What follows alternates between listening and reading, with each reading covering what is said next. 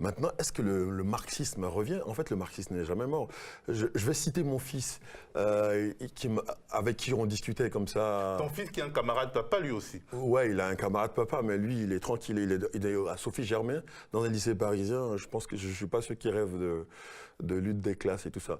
Mais en tout cas, il a une éducation politique liée au fait que ce soit mon fils aussi, qui fait qu'il a un avis sur ces choses-là.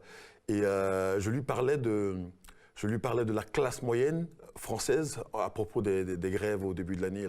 On discutait, je lui parlais de la classe moyenne qui était un peu, selon mon avis, les collabos de la grande bourgeoisie française depuis le milieu des années 70, en fait, depuis que la consommation a pris le pouvoir, la consommation et les grandes entreprises ont pris le pouvoir. Donc moi, je considère que la grande classe moyenne française, qui avant était du côté de la classe ouvrière, aujourd'hui, ça coquine plus, ça coquine carrément même, se vend carrément à la grande bourgeoisie. Et que pour moi, c'était ça plutôt le problème de la France. Donc tu vois le genre de discussion que j'ai avec mon fils. Et donc il me répondait simplement en disant non mais papa t'as tort parce que en fait ce sont pas des collabos, ce sont des paresseux.